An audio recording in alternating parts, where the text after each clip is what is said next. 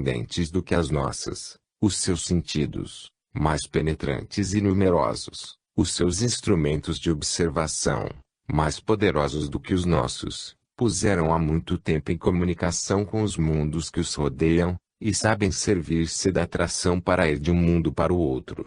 Esclareceram o mistério da união entre a força e a matéria e sabem que existe uma unidade substancial. Na sua religião nunca falaram em Deus e nunca se atreveram a criar culto algum, porque tal puerilidade, ou tal orgulho, seria indigno do seu espírito. A sua religião consiste em crer na imortalidade pelo próprio conhecimento da natureza íntima dos seres, pela sua tendência a tornarem-se mais dignos e perfeitos, pelo estudo constante da criação, pelo amor de uns para com os outros e pelo sentimento da equidade e da justiça. Consideram a razão como sendo a mais alta prerrogativa da raça humana e teria por insensato qualquer doutrinário que imaginasse proibir o exercício desta faculdade com um sistema religioso qualquer. Dali nunca se viu a terra nem se suspeita da sua existência. Pareceram-me absolutamente felizes, ainda que de uma sensibilidade nervosa um tanto exagerada. Passa a maior parte da sua vida entre os mais requintados prazeres. O seu mundo é um Éden perpétuo, que renasce constantemente. Do seio das flores brotam preciosíssimos perfumes, os bosques despedem aromas inebriantes e a luz do dia ilumina paisagens maravilhosas. Enquanto contemplava este deslumbrante espetáculo, senti-me rodeado e como que penetrado de ondas sonoras que mergulhavam o meu espírito embriagado numa doce harmonia. Uma atração celeste parecia levar-me sobre uma nuvem e fazer-me descer rapidamente até uma ilha onde se erguia um palácio de flores. Experimentei uma espécie de comoção elétrica e encontrei-me sentado em uma grande poltrona, próximo da janela de um palácio veneziano.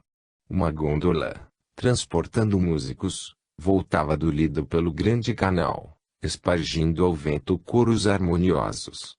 A lua escondia-se por detrás das torres e Marte descia no horizonte. O velho relógio deu as 12 da noite. Deixei-me dormir, exclamei, vendo que durante 2 horas tinha permanecido junto da janela. A lua tinha percorrido durante este tempo 7.300 quilômetros, girando em redor de nós, e a própria Terra tinha andado 212.000, girando em volta do Sol. Atração docíssima.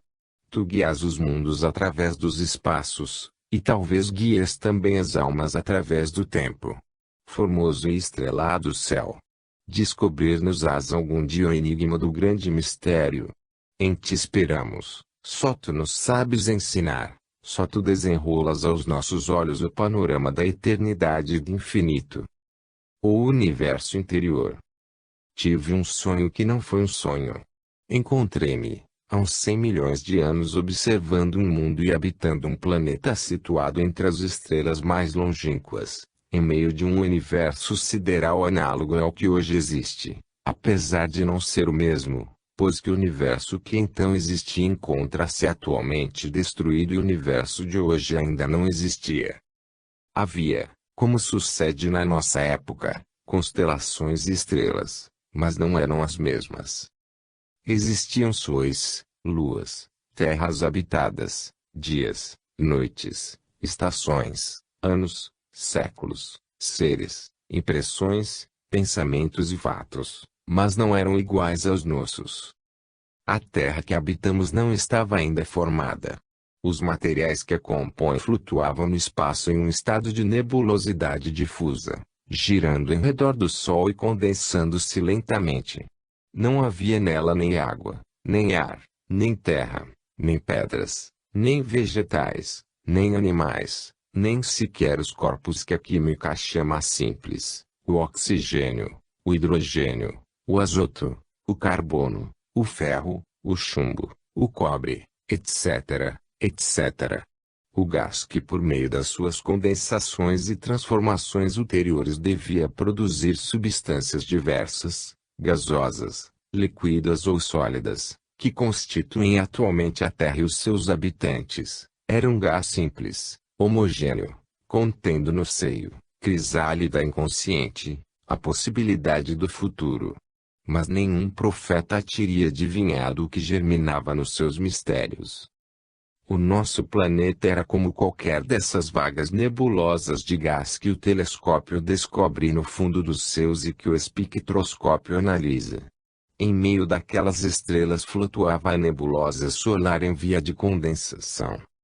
A humanidade, com toda a sua história, cada um de nós com todas as suas energias, todos os seres terrestres estavam em germe nesta nebulosa e nas suas forças. Mas os seres e as coisas que conhecemos não deviam chegar à existência sem uma longa incubação de séculos.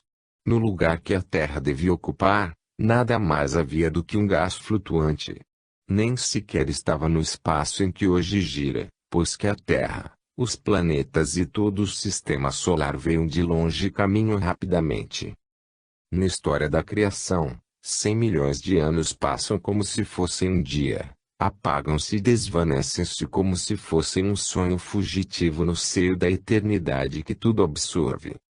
Apesar de então não existir ainda o nosso planeta, havia, como é hoje, estrelas, sóis, sistemas e mundos habitados. As humanidades que povoavam estes mundos viviam a sua vida como nós vivemos a nossa. O grande trabalho daqueles seres oferecia um espetáculo extraordinário.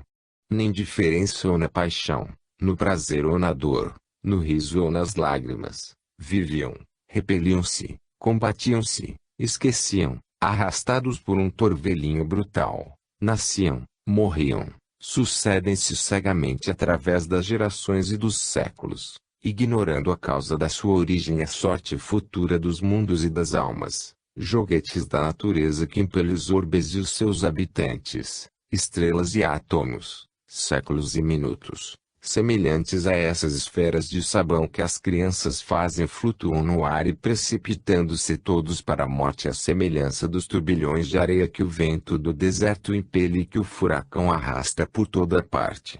Era o mesmo espetáculo que hoje nos oferecem a terra multidões vivas combatendo pela vida e terminando com a morte. O que deve chamar a atenção nesse espetáculo retrospectivo é que a Terra então não existia. Nenhum dos seres humanos, que atualmente vivem, e viverão no futuro, tinha nascido.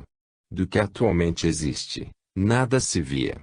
E, contudo, os que viviam nesses mundos, essas humanidades tinham a sua história, cidades florescentes, campos cultivados, organizações sociais, guerras e batalhas, leis e tribunais, ciência e artes, críticos, historiadores, economistas, políticos, teólogos e literatos, esforçando-se por discernir o verdadeiro do falso e escrevendo conscienciosamente o que eles também chamavam história universal.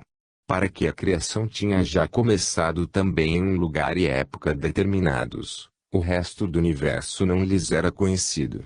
Não julgavam que antes deles tivesse existido já uma eternidade e que depois deles outra eternidade seguiria o seu curso. Existiam sábios e ignorantes, ricos e pobres, opulentos e miseráveis, religiosos e escépticos, viviam como se nunca tivessem de morrer. Uns amontoavam sem perder um minuto uma fortuna que seus filhos depois dissipavam, outros sonhavam e não se preocupavam com o dia seguinte. Aqui, os batalhões entusiasmavam o coração da plebe com os seus hinos patrióticos. Além, pares ternos e amorosos uniam misteriosamente as suas almas. Impelidos para os negócios por uma importância, que, segundo eles julgavam, era imperiosa, atraídos pelo demônio do prazer ou arrastados nas asas da ambição, os seres de então, como sucede aos de hoje, precipitavam-se no torvelinho da vida. Estes povos tiveram, como têm os nossos, dias de glória e de angústia, tiveram anos como foi o de 89 e o de 93, Austerlitz e Waterloo, os dramas da política tiveram igualmente o 18 de primário e o seu 2 de dezembro. Tiveram, como nós tivemos em outros tempos, cidades semelhantes a Tebas, a Memphis, a Nínive, a Cartago, monarcas gloriosos como foram os nossos Semiramis, Sesostris, Salomão, Alexandre, tiveram os seus Cambises e os seus Lézares, e, como sucede nos nossos dias, o silêncio reinou nas fúnebres solidões, nos seus palácios arruinados, nos seus templos e no sono de uma longa e crescente noite. Através do universo não têm desaparecido somente povos, reinos e impérios, mas mundos inteiros, grupos de urbes, arquipélagos de planetas e até universos. Porque a eternidade não começou, jamais é começado. As forças da natureza nunca estiveram inativas. Para a própria natureza as nossas medidas de tempo, as nossas concepções de duração, não existem. Para ela não há passado nem futuro, mas um presente perpétuo. Conserva-se imóvel através das suas manifestações e transformações incessantes. Nós é que passamos, ela continua sempre a mesma. Não posso pensar sem terror na inumerável quantidade de seres que têm vivido sobre todos os mundos que hoje já não existem, na infinidade de espíritos superiores que têm pensado, que têm trabalhado, que têm guiado as humanidades na senda do progresso, da luz e da liberdade. Não posso pensar nesses Platão, Marco Aurélio e Pascal, nesses Newton dos mundos que não existem, sem perguntar o que foi feito deles. Fácil é responder que deles nada resta, que morreram como nasceram, que tudo brotou do pó e para o pó voltou. Mas, se esta resposta é fácil, não é satisfatória. Na verdade, eu não tenho a pretensão de resolver o grande mistério. Parece-me que ao tratar os insondáveis problemas da eternidade e do infinito, ficamos na situação de uma formiga que quisesse estudar a história da França.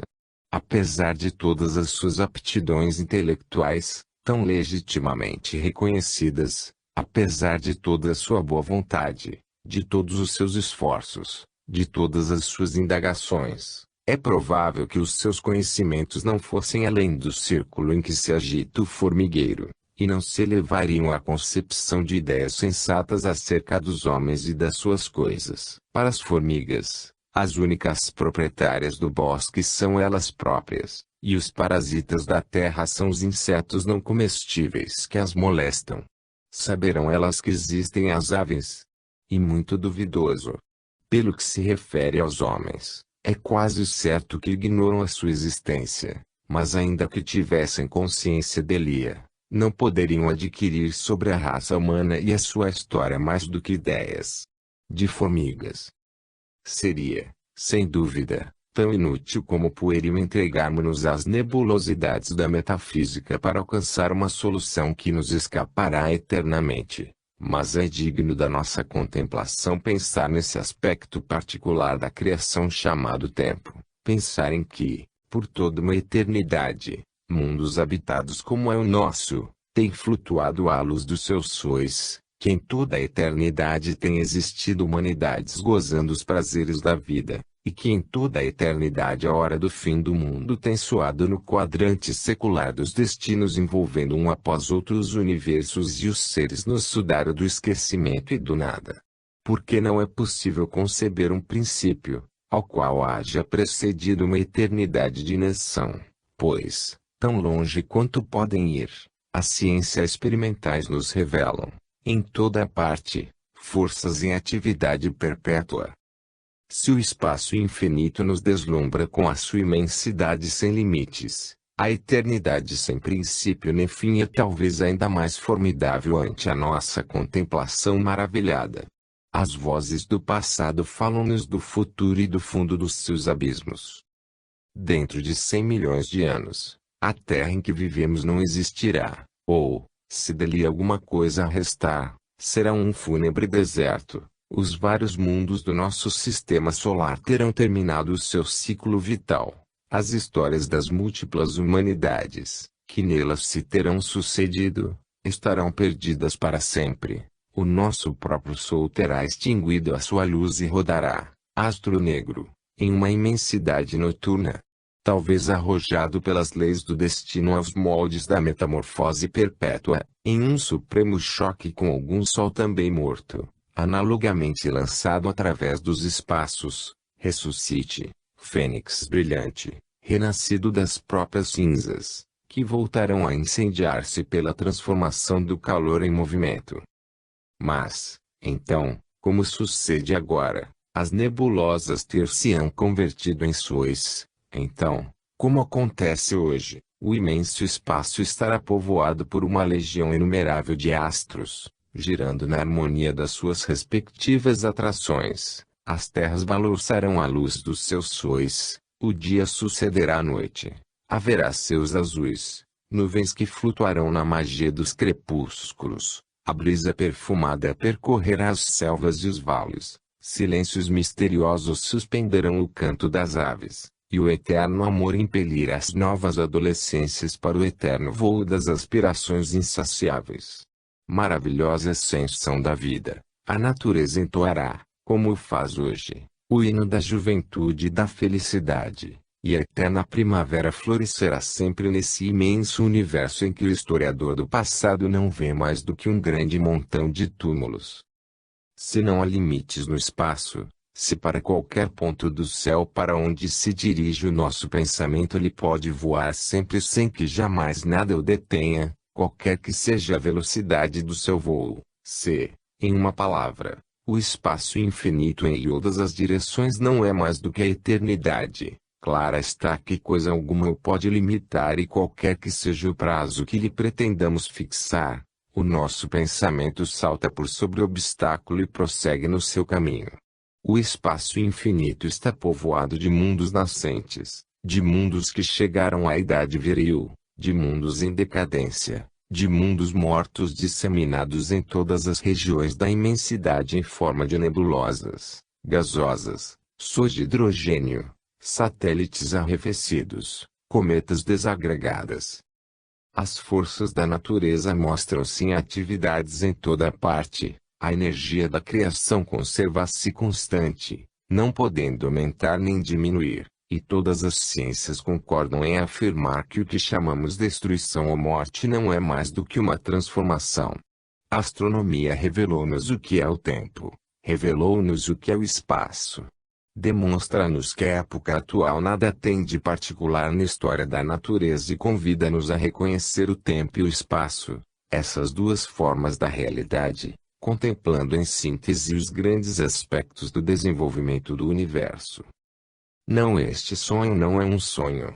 Para as humanidades que viveram nos diferentes mundos do espaço durante as épocas anteriores à formação do nosso sistema solar, a Terra, com toda a sua história, não era mais do que uma possibilidade das fecundações do futuro.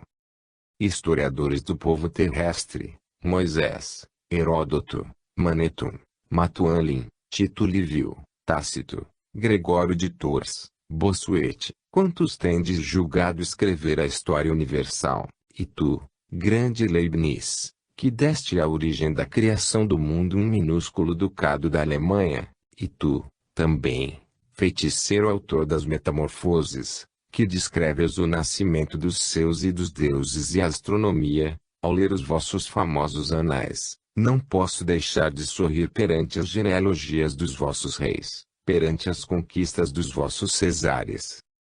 Lutas de formigas em espaços minúsculos. Ilusões de crianças acariciando os seus brinquedos. Ainda que se inventem novos microscópios para distinguir Carlos Magno e Napoleão, não conseguiremos ver. E a Terra, onde a veremos? Graças à força de atração do pensamento, vivemos antes e depois dele. A sua história desvaneceu-se como se fora um relâmpago em noite de verão. Quando contemplava estes panoramas do tempo e do espaço, em que os séculos desfilavam diante dos meus olhos com os seus longos cortejos de glórias eclipsadas e com as humanidades que ressuscitam com os mundos, deixando cair os sudários e retomando a marcha por caminhos floridos da vida, o prodigioso e secular passado tornou-se-me presente e os milhões de sóis já extintos de era, incendiaram-se e brilharam. O céu mostrou-se iluminado com inúmeros astros que os nossos olhos mortais nunca viram. E a luz da vida resplandeceu nas praias celestes, incendiando-se no infinito. De súbito, um véu espesso e negro caiu das alturas dos céus, diante dessas claridades, e o meu pensamento deixou de ver. Pela frente desse véu, o planeta corria com uma velocidade de 6.000 km por hora. Eu encontrei-me no estado normal dos habitantes da Terra, que vivem sem ver nada para além do horizonte, que imaginam que, tanto no espaço como no tempo, a nossa mediana humanidade é a única coisa que no universo existe. Estrelas e átomos. A noite passada, entre o silêncio das suas últimas horas e durante o sono da natureza, observava eu com o telescópio uma pequena estrela fixa, perdida entre a multidão de claridades celestes, estrela pálida, de escassos reflexos, de sétima grandeza, afastada de nós a uma distância incomensurável. O meu pensamento tinha se transportado até ela e pressentia que só se podia divisar com auxílio do telescópio, que existem 19 estrelas de primeira grandeza, 60 de segunda, 182 de terceira, 530 de quarta, 16 de quinta e 4.800 de sexta, o que dá um total de cerca de 7.000 astros que se distinguem à simples vista. Pensava que as estrelas de sétima grandeza, às quais pertence a que observava, atingiam o número de 13.000, as de oitava, o de 40.000, que esse número aumenta à medida que penetramos para além da visão natural, que essas que rodeiam as 10 estrelas das primeiras grandezas não são menos de 560.000, as que rodeiam outras menores chegam a uns 4 milhões, e que as incluindo todas, até as de 15ª grandeza, se podem contar 40 milhões de estrelas. Sem me perder nas profundidades das perspectivas infinitas, uni-me com o pensamento, como me tinha unido com o olhar, a essa pequena estrela de sétima grandeza pertencente à constelação da Grande Ursa, que não desce nunca ao horizonte de Paris e que podemos observar todas as noites. E lembrei-me de que está brilhando a 85 trilhões de léguas da Terra, distância que um comboio relâmpago, com uma velocidade de 120 km por hora, só franquearia gastando na viagem 325 milhões de anos. Transportado a esta distância, o Sol que nos ilumina, perderia todo o seu esplendor e a sua glória. Não só deixaria de se divisar à vista desarmada, mas o seu brilho seria muito inferior ao da estrela de que falo, e só poderia ser visto depois de longas e minuciosas inspeções telescópicas. Essa estrela que nos aparece como sendo um ponto de fraco brilho na negrura da noite, é, na realidade, um Sol colossal, imenso, muito mais considerável do que o que dá vida e calor ao planeta em que vivemos. O nosso Sol é já 324.000 vezes mais pesado do que a Terra, e 1.280.000 vezes mais volumoso. Supondo que a pequena estrela de sétima grandeza pesa 1 milhão de vezes mais do que o nosso globo e que tem um volume igual a muitos milhões de terras reunidas, creio que faremos um cálculo ainda muito aquém da verdade. Estas considerações que, a propósito de uma simples e pequena estrela perdida entre a multidão de suas irmãs, nos transportam à presença das realidades mais formidáveis do universo, não oferecem ainda o seu aspecto mais interessante. E um fato estranho, não compreendido pelos antigos filosóficos, extraordinariamente fantásticos e apenas concebível para os que procuram a verdade, é um fato estranho que estes sóis, vistos no infinito, longe de estarem fixos, como parece que estão, em consequência da enorme distância, se movam e percorram o espaço com velocidades quase inconcebíveis. A estrela de que estou falando, entre outras, corre, voa, precipita-se através da imensidade com uma rapidez de 30 milhões de quilômetros por dia. Sim, não exagero, percorre diariamente uma distância de 6 milhões de léguas, ou sejam mais de 2.500 milhões de léguas por ano. E, apesar disso, no longo espaço de 10, 50, 100 anos, ela parece ocupar sempre o mesmo sítio onde os nossos olhos a veem, a velocidade de uma granada arrojada pelo mais poderoso dos nossos canhões, percorrendo 700 metros por segundo, não é, nem por sombras, comparável à dessa estrela, que percorre por segundo 320 mil metros, que excede a da granada em uma proporção de 457 para 1. Pode a imaginação mais audaz conceber semelhante velocidade? Essa estrela transporia em 5 dias e algumas horas a distância de 37 milhões de léguas que nos separa do Sol, distância que uma granada não transporia em menos de 7 anos. Vê-se, pois, que a velocidade deste astro é verdadeiramente prodigiosa, e nisto não há fantasia, foi medida com operações exatas e delicadas, havendo a certeza de que não pode ser inferior à cifra que indicamos. Esta velocidade é um exemplo, é como que um símbolo, e é sob este conceito que a apresento. Todas as estrelas estão animadas com movimentos análogos, e não só todas as estrelas, cada uma das quais é um Sol, e cuja maioria são centros de sistemas planetários, focos de luz, de calor e de harmonia, em torno das quais gravitam esferas habitáveis, moradas presentes, passadas ou futuras de existências diferentes dos seres e das coisas terrestres. Não só todas as estrelas são projetadas na imensidade dos espaços, mas o mesmo sucede com todos os planetas, todos os satélites, todos os mundos, todos os sistemas, tudo o que existe na imensidade da criação. A Terra move-se em redor do Sol com uma velocidade de 643 mil léguas por dia, girando ao mesmo tempo sobre si mesma em torno do seu eixo de rotação, animada com 11 movimentos diferentes, mais ligeira e móveis do que a bola que uma crença faz flutuar no espaço, e sendo solicitada pelas várias atrações dos astros que lhe estão mais próximos, verdadeiro joguete das forças cósmicas que nos empurram e nos arrastam no imenso torvelinho. A Lua gira em redor da Terra refreando a nossa marcha e fazendo-nos sofrer perpétuas ondulações.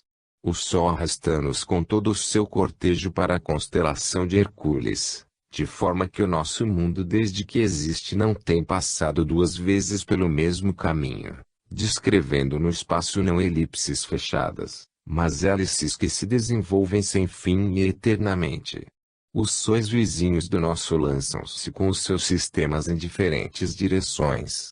As constelações deslocam-se de século para século, e cada estrela gira animada pelo seu movimento próprio em virtude do que se modifica o aspecto dos céus. E assim, tudo se desloca, tudo corre, tudo circula, tudo se precipita com vertiginosa rapidez para um fim desconhecido e jamais alcançado.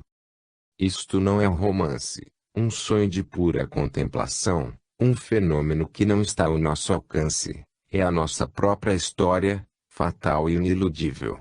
Desde hectares 1 hora cada um de nós, escritor ou leitor, rico ou pobre, sábio ou ignorante, crença ou velho, quer estejamos despertos, quer dormindo, desde hectares 1 hora cada um de nós tem percorrido pelo céu um caminho invisível de mais de 100 mil quilômetros, pois que o nosso planeta não anda a menos de 232 milhões de léguas por ano, só pela sua revolução em volta do Sol, e em um século percorre mais de 23 mil milhões de léguas. Pois bem, estas velocidades são a condição indispensável para a estabilidade do universo. Os astros, a Terra, os planetas, os mundos, os sóis, os sistemas estelares, as vias lácteas, os grupos de estrelas, os universos mais longínquos, sustentam-se mutuamente com o equilíbrio das suas atrações recíprocas. Todos são impelidos no vácuo e se mantêm nas suas órbitas ideais porque giram com a velocidade bastante para produzir uma força centrífuga igual e contraria à atração que o chama, de maneira que permanecem em equilíbrio instável mas eterno. Em outros tempos o homem preocupava-se com os alicerces em que assentava o mundo, pois que antes de se demonstrar o isolamento do nosso planeta no espaço e o seu movimento em roda do Sol, parecia necessário conceder à Terra uma base inquebrantável e arraigar em alicerces infinitos. Mas como os astros se erguem e se ocultam, não sabemos admitir a existência desses alicerces, existência que, além de tudo, Não satisfaz a curiosidade dos que analisam as coisas a fundo. E é absolutamente impossível conceber um pilar ou coluna, por mais comprido e grosso que seja, afundando-se no infinito, do mesmo modo que não é possível conceber um bastão que só tem uma extremidade.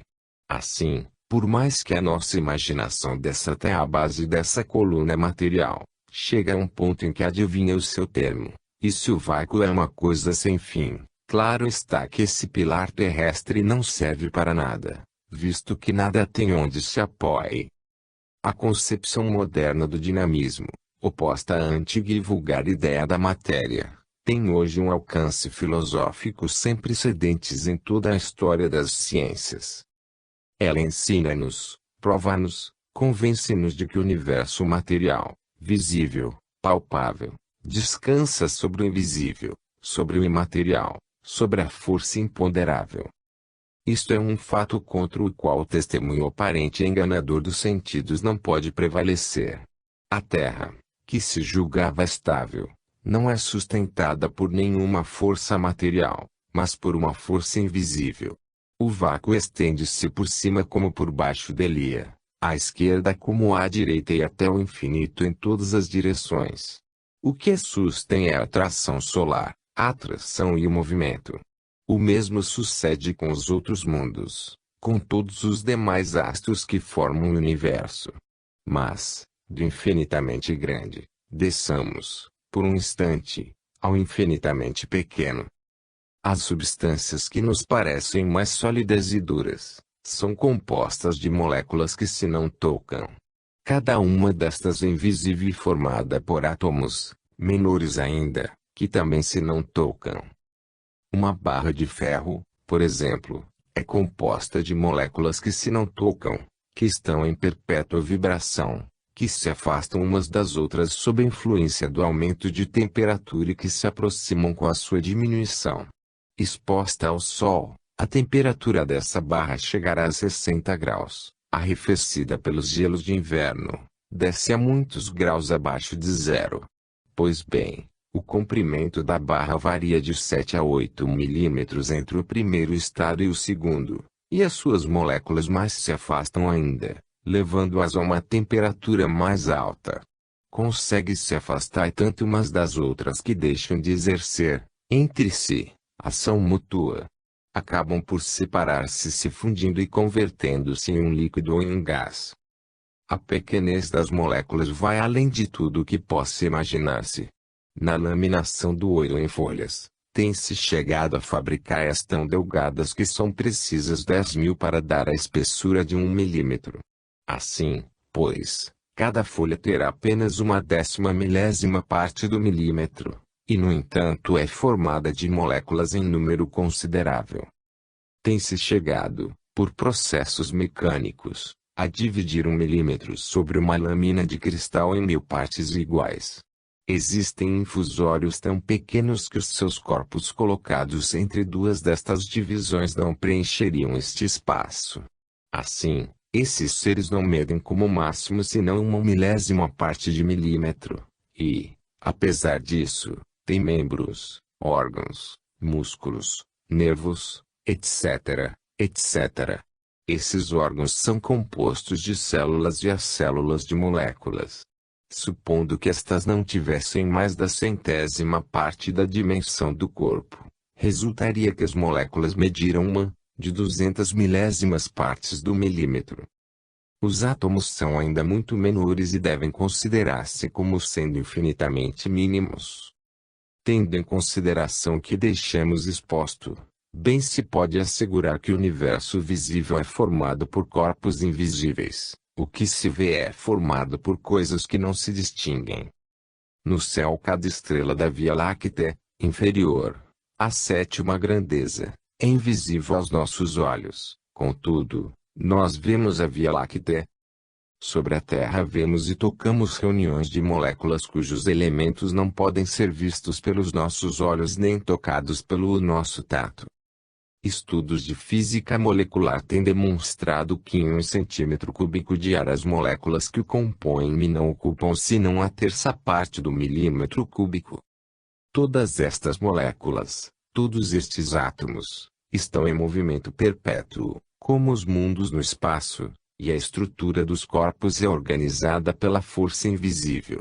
No hidrogênio há a temperatura e a pressão ordinárias. Cada molécula está animada de uma velocidade de translação, de vibração, de circulação de 2 km por segundo.